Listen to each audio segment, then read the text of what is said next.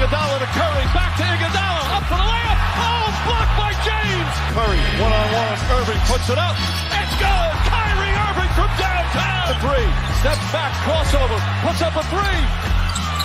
Rebound James. Second. It's over. It's over. Cleveland is a city of champions once again. The Cavaliers are NBA champions. Cleveland, this is for you. Good evening, Cavs fans. I hope you are having a wonderful Easter Sunday with your family, and welcome to the Block the Shot to Stop, our Cleveland Cavaliers post-game podcast that comes to you live after each and every game, specifically after Game 1 victories in the playoffs. I'm Tim Daniel. He's Kevin Lynch. Skylar Webker is not with us tonight, but he'll be back for Wednesday for Game 2 as the in that game. But Kev, tonight was wonderful. At 121-100 victory of the Miami Heat, where it, second and third quarter looked a little closer for comfort, but the fourth quarter, the Cavs were the Cavs. And I think my biggest summary of watching this game, Kevin, and I figure you'll laugh at this, is that when you look at these two teams, you're like, if Mitchell struggles, you're like, okay, well, they have Garland, they have, Merrill, they have Jerome, they have all these guys. Miami needs Alec Burks to hit shots to be in games. So I was like, I don't think this is going to last too long. That's yeah. I mean, there's a for sure talent disparity between these two teams. Miami still has very good top end talent with Bam and Tyler Herro, and honestly, Davion Mitchell and Khalil Ware you might be able to put in that group or kind of working their way up to that group. My biggest takeaway is I just want to jump right into it. The three-headed backcourt monster of the Cleveland Cavaliers. Should Ty Jerome have been an all-star? I think we have to ask the question. You had this hypothesis for a while. We were getting ready for the playoffs of there's going to be stretches where those three are going to need to play together. And this is a series, I said on the preview pod, they can get away with playing all three of these guys the majority of the time. Miami does not have a ton of size in the backcourt or on the wing or, guys who are super skilled and aggressive off the bounce. That's where they would get in trouble trying to play these three guys. And you saw them play all three of them, particularly in the fourth quarter tonight, because they couldn't take Ty Jerome out of the game when he should have come into the game. But between the three of them, 86 points on 62% shooting, 12 3-pointers, 12 assists, 13 rebounds, only 4 turnovers, and what is it, 5 steals between them? So they were all incredible.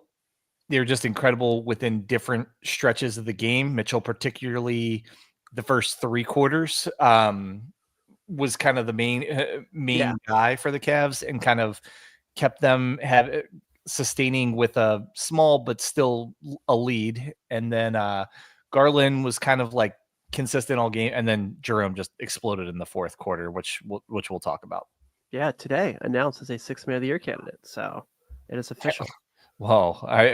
Wow. I mean, I'm impressed that they got him into the top 3. I know.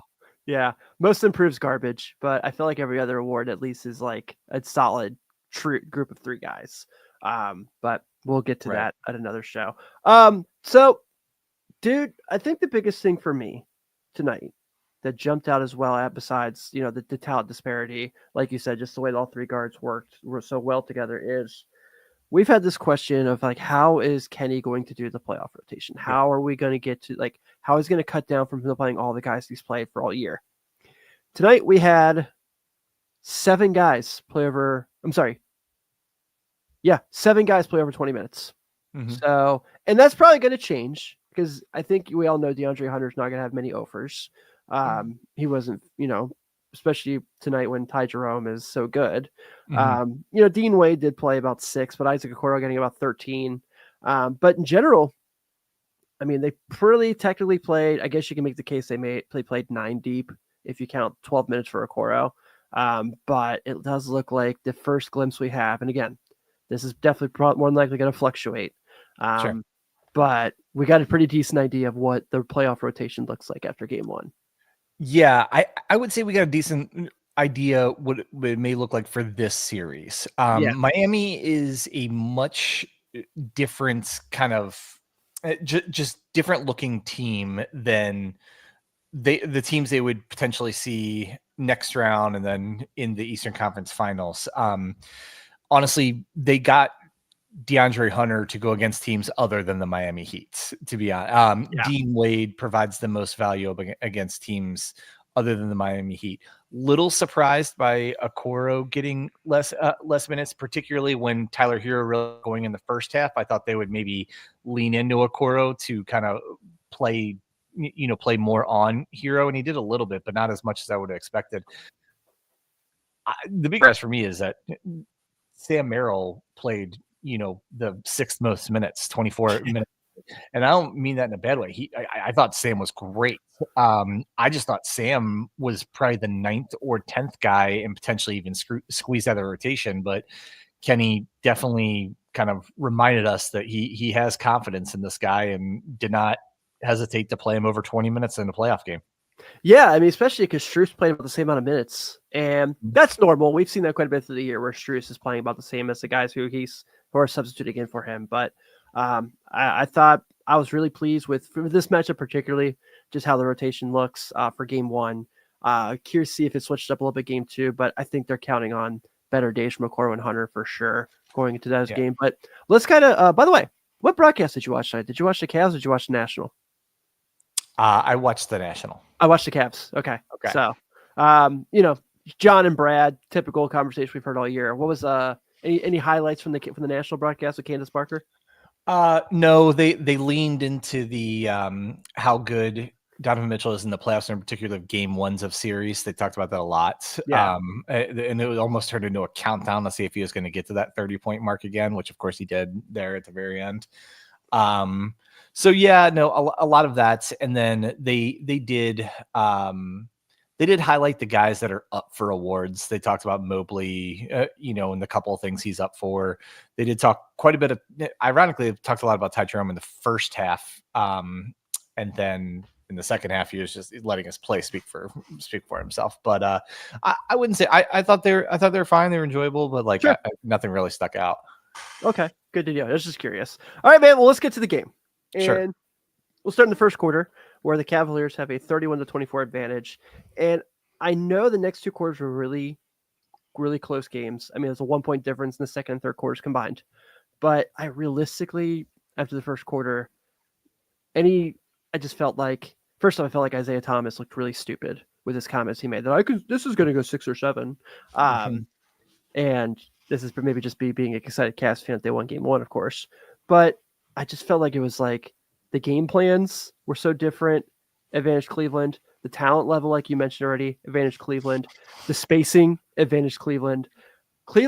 Miami has like a college basketball offense where the spacing sometimes doesn't make any sense, and they go on these 3 or 4 minute scoring droughts. And you're like, what are you guys doing? What's the thought process here? So after the first quarter, I was just like, oh yeah, this one's going to go 5 if Miami has a good day. Yeah, at the end of the first quarter, I was thinking, is Evan Mobley going to own the series? And him and Jared Allen, because I talked about on the preview podcast for the series I did that Jared Allen was as bad against Miami as he was any team this year that he saw, more than 2 times. He was averaging less than 8 points, less than 8 rebounds, less than 50% shooting. And if you know Jared Allen's numbers, those are way down from what he did for the course of the year. So when he came out, he only had 4 points, but he had 7 rebounds. He was kind of all over the place there in the first quarter. And then Mobley just was super efficient, 3 of 3 from the floor, hit a 3. And I was like, these guys are going to kind of take it to Bam. And because Bam played really well against them this year. Yeah. Bam didn't have as good a year overall as he normally did, but he played against them really well. And I thought it was I was really, at that time, I was really encouraged. Then the game went on and it kind of reverted back to how it went in the regular season with the interior matchup. Yeah, I mean, Miami does play pretty well in the second and third, like I said. So they have it's a tie. They tied it basically for the second quarter scoring. Cavs going to the half with a decent lead, but it was 7 points. Sorry. And then the third quarter is another tie. I'm sorry, I had that wrong. Cleveland had an 8-point lead going to the half, and then Miami ties in the third. Looks like he had a little bit of an offensive lull, I guess you would say nicely. But the Cavs defense was so good this whole game that I didn't think I just felt like they could afford to have those moments that they had, like the third quarter. Not terrible, but not great either. And then the fourth quarter, like you said, they go on this crazy run. But we'll talk about the middle 2 quarters there. It felt like Cleveland's offense was just kind of not where they wanted it to be quite yet, but it felt like it was coming because of the things they were making good shots, but they were also kind of having a little bit of struggles here and there. But I felt like, I just never felt like I was like panicking. I never felt worried. Yeah, I agree with you on never feeling worried. I do think the offense wasn't clicking the way I was hoping it would, and they were relying a lot on the individual brilliance of that backcourt mentioned, Mitchell Garland and Jerome.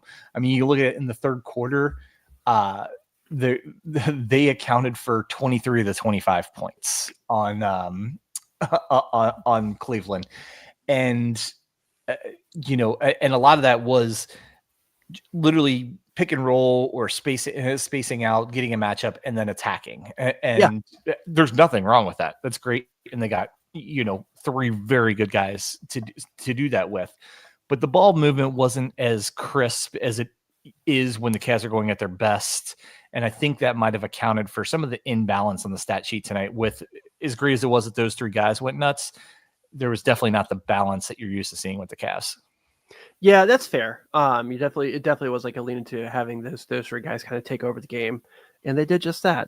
So that was fortunate. And then, and then the third quarter, it just kind of felt like it was kind of sloppy on both sides. Sure. 25 points in an NBA quarter isn't a whole lot per se, and to have both teams do so.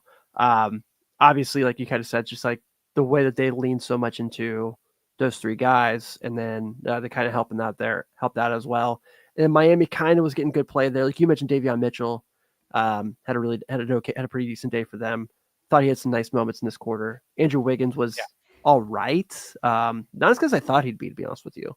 But I don't know. He's so hard to figure out because sometimes he looks great and sometimes he is just really frustrating. Yeah. One big difference in the second half, started in the third quarter and went on to the fourth quarter, which we'll talk about in a minute. The Cavs made some really good defensive adjustments on Tyler Herro at halftime. Herro had 17 points in the first half, was really killing them with not only like his 3-point shot, but that kind of like pick and roll where he kind of hesitates and like gets into around the nail and then tries to hit floaters there. Was really going well with that. In the second half, he only attempted 6 shots, only had 4 points. And that was a credit to many different guys taking turns on him. Strus was on him for a while. Sam Merrill was on him for a good part of the second half. And Sam played a great overall game. I thought he was really, really good defensively, as well as several other guys. But I thought that was one of the keys to that third quarter on into the fourth quarter was the fact that, you can flip a coin whether it's Bam or Herro, but let's say Herro is probably their most central offensive cog, and to be able to hold, their primary score to 4 points and a half is really good work. Yeah, absolutely. I thought just the way that they handled here in the second half, making kind of, it didn't feel like I don't know if they'd say they blitzed him. I don't know if that's fair, but they did make it really difficult for him to get any shots off. They took the ball out of his hands throughout the whole half. It was awesome. It was an awesome game plan that got to give kudos to Kenny and the staff for that as well. And in the fourth quarter, we kind of already mentioned a little bit, but I don't know. It wasn't is Cavalanche now strictly 40-pointer quarters? Because I feel like that was as close to a Cavalanche as you can get. It was a playoff Cavalanche. Where the game's completely different. The pacing and the speed is a little different. So I will call it a playoff Cavalanche because you have a little bit of a caveat. I don't know. Or was it a Dromalanche or whatever that you're probably right. Dude, he hits that 3. Like, it's, from the top of the key. The heat check 3 was insane. Yes. He like 8.5 minutes, there was 3.5 minutes left in the game, or in the fourth quarter or the game. And Miami had scored 17 points in the fourth quarter and Ty Jerome had scored 16. Yeah. In a playoff game, to be a single guy, a single bench player, and to be matching playoff debut. Yeah, and he was just phenomenal. And you said the word blitz about Tyler Herro. They had to start blitzing Ty Jerome towards the end of the game. They couldn't. I saw Kenny every time I showed him. He's kind of looking at Donovan Mitchell on the bench, and Donovan's like, "It's cool, it's cool, it's cool." Like he's like, "I can't take Ty out right now." Like about the time that Donovan would have came back in for him, about that 4-minute mark, 5-minute mark of the fourth quarter, and he's like, Kenny's kind of looking at him like, should you go in? And Donovan's kind of like, no. And I love that. I love it. This was such a stamp on the season that Ty Jerome has had. And obviously it's just game 1 of the playoffs. He'll have other good games. He'll have some bad games. But I heard some people talking about like, is what he's doing sustainable in the playoffs? Can he really be efficient in the playoffs, or does he take advantage of like playing against bench units or, this and that, other reasons that he's not effective? I said, I expect him to be not as efficient because nobody's as efficient in the playoffs as they are in the regular season, right? But I expect him to be just as impactful. And he wasn't. He was more impactful than he was. What a playoff debut, man. Just unbelievable day. So happy for him. So yeah, in the fourth quarter, like you mentioned, Jerome going nuts, and just the shots he was hitting, the level of difficulty. So we talked about the heat check 3. That weird, only he can do drive into the paint, and he switches his footing, and has like it goes one-handed. You're like, I don't know how long he practiced that shot, but I feel like he doesn't ever miss it. And I'm sure he has missed it, but I can't tell you when he did. But I can tell you a lot of times he made it. And he just could hit just shots as well. And then Garland kind of putting the dagger in with his 3 as well there towards the end. So kudos to the 3 guards really kind of leading the way for this one. I suspect that we will get a really good Mobley or Allen game in game 2. Just because, like you mentioned, Bam, but after Bam, it's like, and I like, this is not a knock on Andrew Wiggins or Kel'el Ware or Haywood Highsmith or any of these guys, but they don't have it to do. I mean, I don't think that they're going to be able to pull off some crazy performance to keep Mobley from having another 9-point game.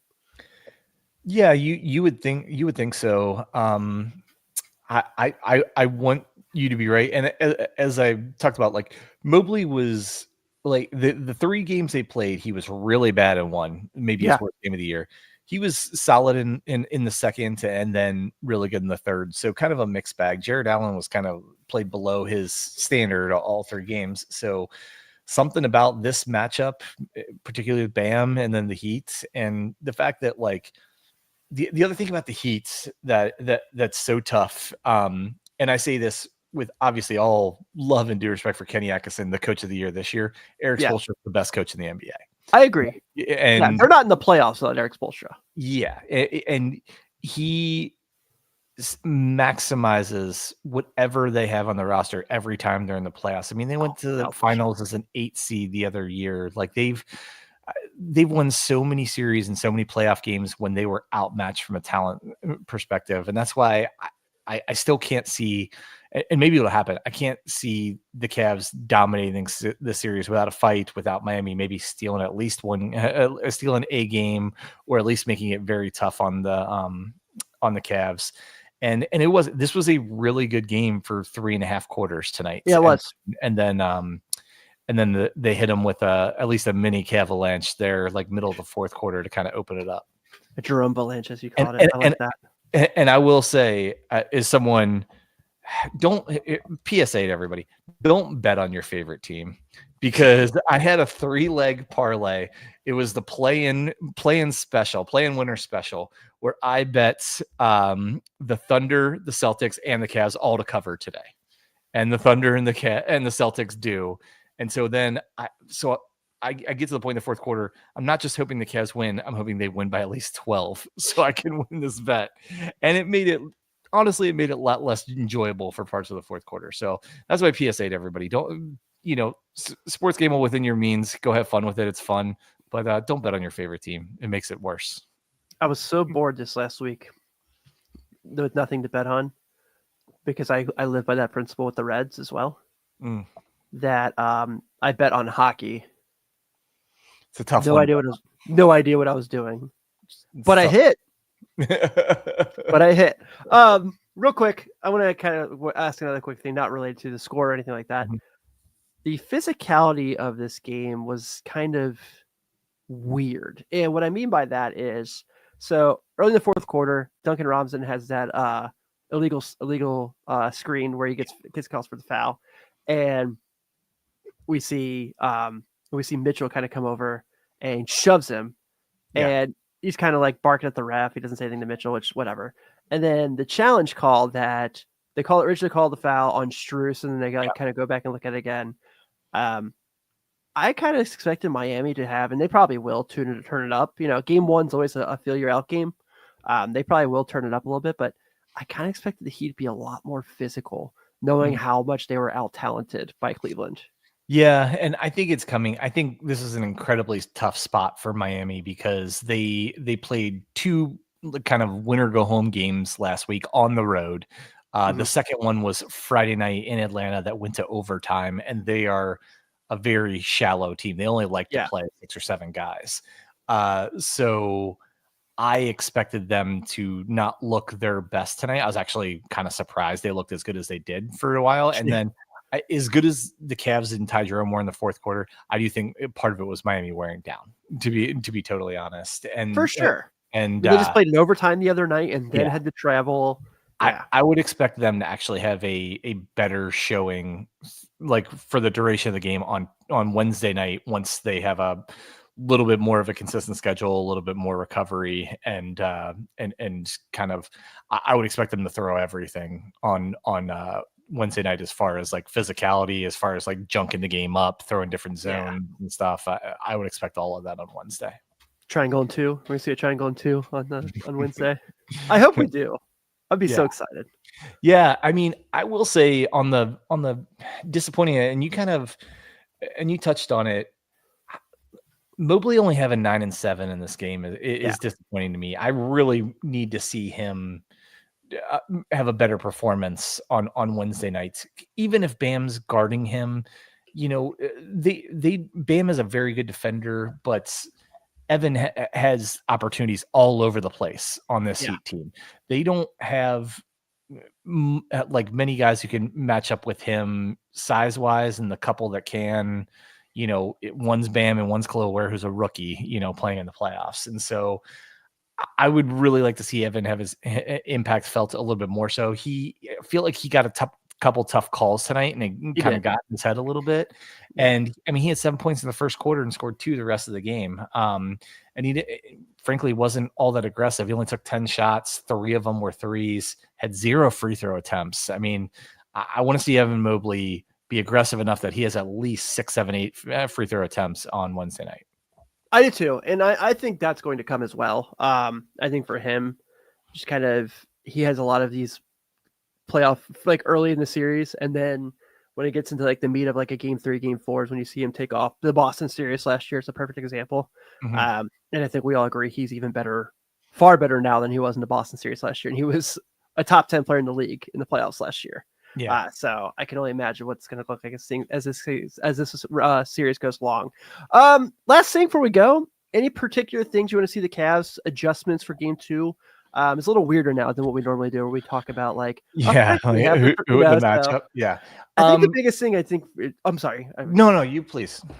I think for me, the biggest thing is probably just kind of going back to being the Cavs. And I think the big thing is that is like when they had those clunker like quarters, the ball wasn't moving as much. It wasn't like they were kind of like running the sets they normally run.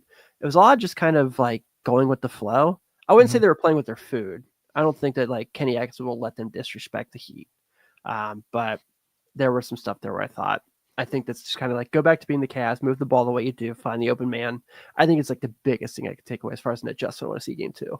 Yeah, I completely agree. So I had 2, and that was one of them. So I'll talk about like, the ball movements and getting getting they got some like really good penetration tonight, but a penetration didn't lead to like that snappy ball movement that we see. Like it kicks to the opposite corner, then it swings to the front, and then before you know it, one of our really good 3-point shooters is a wide open look, right? Also, Mobley and Allen didn't get a ton of like looks at the basket like off of a roll or anything tonight. Like Jared Allen had 11 points, but I think at least a couple of his baskets came on offensive rebounds, and so ball movement overall that leads to more open 3-pointers and more point blank shots to the rim for our big guys. Couldn't agree with that more. Perfect.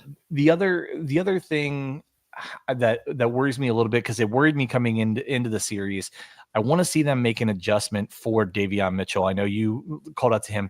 He's just kind of crazy enough that he could be an X factor in this game and or in this series. He's been playing incredibly well. He's one of those Heat success stories where he came out of nowhere. He frankly was like, had a really good rookie year and then really bad for like the last 2.5 years. And all of a sudden traded multiple times. Yeah. He comes to the Heat and he's like shooting his highest field goal percentage ever. He's all of a sudden he's playing 30 something minutes a game, back in scoring in double figures for the first time since his rookie season. And he is, I'm honestly, his calling card is his defense. So he's going to get in the game and primarily guard Garland. Which he didn't do with a ton of success tonight, but he'll do that. But he is one of the few players in the league that's about as quick as Darius Garland. Yeah. And he, is not nearly as skilled offensively, but he is playing with so much confidence right now. And is such kind of a unique, Cavs need a game plan for him a little bit more. So that he had a good game tonight. He had 18 points, 9 assists off the bench. I could see him putting up even bigger numbers if the Cavs don't do a little bit more to account for him. Yeah, man, I completely agree. So with that being said, let's go ahead and wrap this one up. The Cavs do start off with a 121-100 victory to start the series against Miami Heat. I really wanted it to just not give up 100. I know it's not a lot of points in the NBA, but I was just really, really pushing for 98. But it's all good. So we'll be back Wednesday night. They will be playing. What time is that game? 7:30. I think so. Yeah, let me just get that real quick. Make sure. Yeah, there's 7:30. So we'll probably be on about 9:30, 10ish. That's an NBA TV game as well. And of course, be on FanDuel. So on behalf of Kevin Lynch, on behalf of Skylar Webker, I'm Tim Daniel. Thank you all so much for hanging out with us throughout the season. So excited we're at playoff time, and of course, go Cavs. Let them know.